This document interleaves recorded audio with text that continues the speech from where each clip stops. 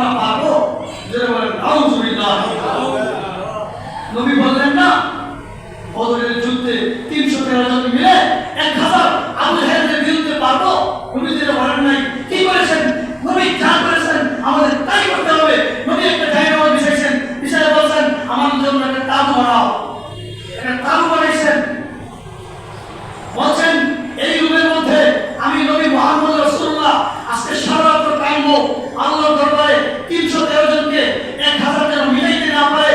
আজকেও নবীর মতো কণ্ঠে কণ্ঠ মিলিয়ে বলতে হবে যে ফিলিস্তিনি যদিও অল্প, হামাস যদিও আমেরিকার বিপরীতে অল্প, যদিও মুসলমান সংখ্যা অল্প, আবার মুসলমানদের মধ্যেও কিছু মুনাফিক রয়েছে যারা কি যুদ্ধের নাম শুনতেই পারে না।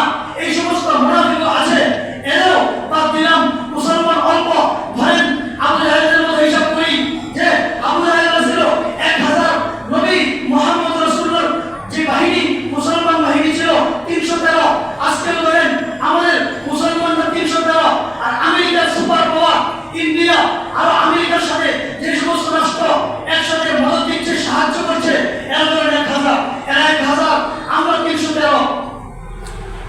পাল্টাপাল্টি লড়াই হবে, পাল্টাপাল্টি লড়াই হবে। সৈন্য কম, যুদ্ধের ময়দানে জনশক্তি কম, উট মাত্র 2টা। আবু জাহেলের উট কত বেশি, ঘোড়া আমাদের এদিকে মাত্র 8টা অথবা 7টা, একবারে অল্প।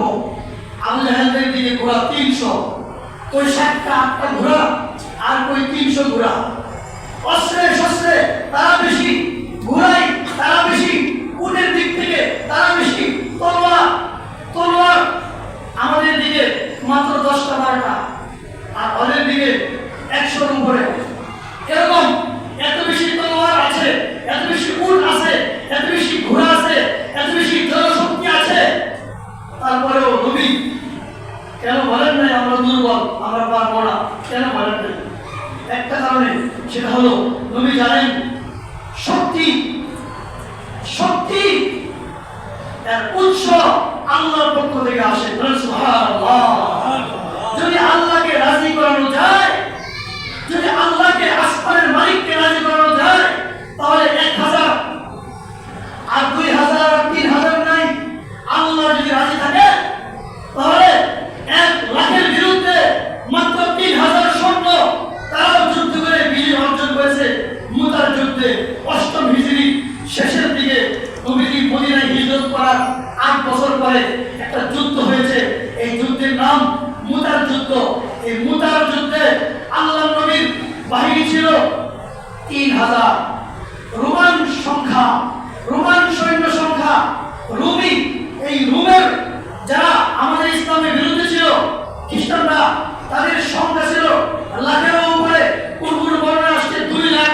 ওই 3000, ওই 2 লাখ, 2 লাখের বিরুদ্ধে 3000 অস্ত্রে শস্ত্রে সজ্জিত হয়ে আল্লাহর মদত নিয়ে খালিদ বিন ওলীদের মতো বীর সিপাহসালার অল্প সময়ের মধ্যে 2 লাখকে ভাগিয়ে 3000 মুসলমান নিয়ে গোটা রোমকে বিজয় করেছিল।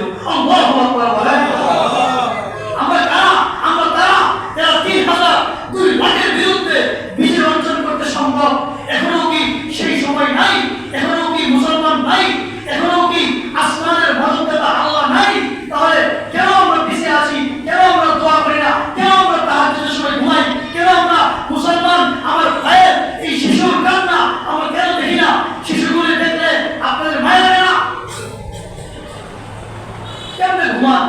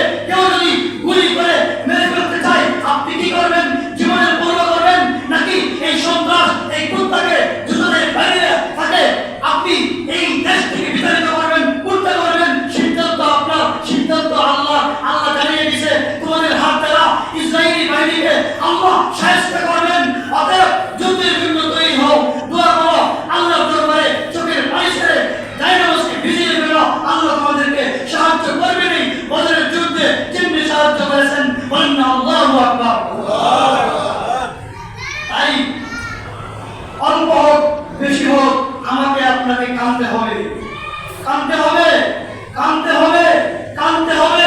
বলেন আমাদের সবাই ইনশাআল্লাহ কাঁদতে হবে, কাঁদতে হবে। কার মতো? আমার নবীর মতো। কোন সময়? বদরের যুদ্ধে। বদরের যুদ্ধে 1000-এর বিপরীতে আল্লাহ নবী ফেরেশতাদের যে বহুত বড় দলকে আল্লাহ আসমান থেকে নামিয়েছিলেন, এই নবীর কান্নার কারণে আজকেও আসমান থেকে সেই বদরি সাহাবী, সেই বদরি ফেরেশতা কিন্তু মরে নাই। মনে রাখেন, বদরের মধ্যে যে সমস্ত সাহাবীরা যুদ্ধ করেছে তারা দুনিয়াতে নাই, কিন্তু কিন্তু কিন্তু আসমান থেকে নেমে এসে যে সমস্ত ফেরেশতারা যুদ্ধ করেছে এরা এখনো আল্লাহর কাছে আছে। বলেন ঠিক কিনা? নাকি ফেরেশতা হয়ে গেছে? ফেরেশতা হয়ে গেছে? এখনো আছে। যে আল্লাহ ফেরেশতাকে নবীর কান্নার কারণে পাঠিয়েছিলেন, সে আল্লাহ কি এখন আসমান থেকে ওই ফেরেশতাদেরকে পাঠাইতে পারেন না? ইয়াকিন আছে? বিশ্বাস আছে? বলেন ইয়াকিন আছে? যদি ইয়াকিন না থাকে তাহলে নবীর উম্মত বলে কিভাবে দাবি করবো আমরা? নবীর ইয়াকিন ছিল আসমানি মদদ আসবে, আমাদের ইয়াকিন থাকতে হবে আল্লাহর উপর আসমানি মদদ আসবে, আসমান থেকে সাহায্য আসবে। বিশ্বাস করতে হবে, 100% বিশ্বাস করতে হবে। কারণ নবী একেবারে সাহায্য পেয়েছিলেন। আমরাও আল্লাহর পক্ষ থেকে আজকে হোক কালকে হোক আমরা কান্নার কারণে, চোখের পানির কারণে সাহায্য আশা করি, সাহায্য পেয়ে যাব। তাই সকলের কাছে জোর দাবি, যত ধরনের কার্যক্রম আছে ফিলিস্তিনের পক্ষে সমস্ত কার্যক্রম চালিয়ে যান। আজকে জুমার পরে নরসিংদী পৌরসভা থেকে মিছিল বের হবে, এখানেও শরীক হন। যদি আপনি শরীক না হন, মনে রাখবেন মুসলমান দাবি করলেই চলবে না, মুসলমানিত্বের অংশকে ধরে রাখতে হবে।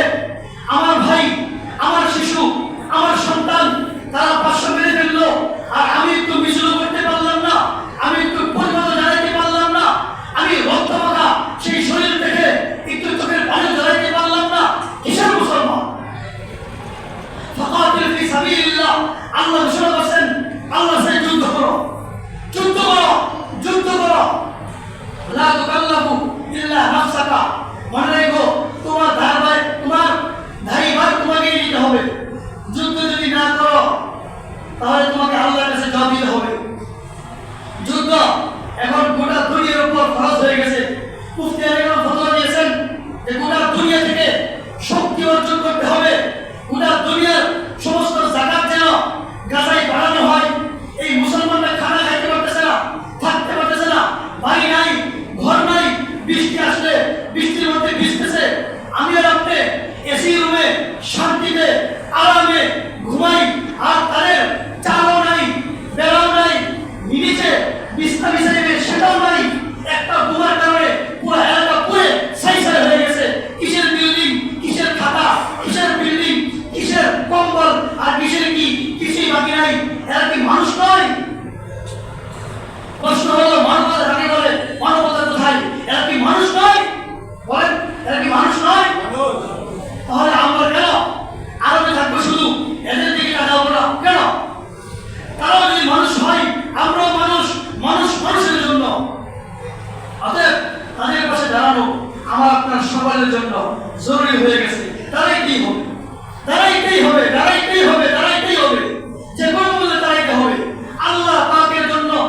আমরা আল্লাহ পাকে খুশি করার জন্য যে যেমনি পারি এইভাবে ফিলিস্তিনকে সাহায্য করি।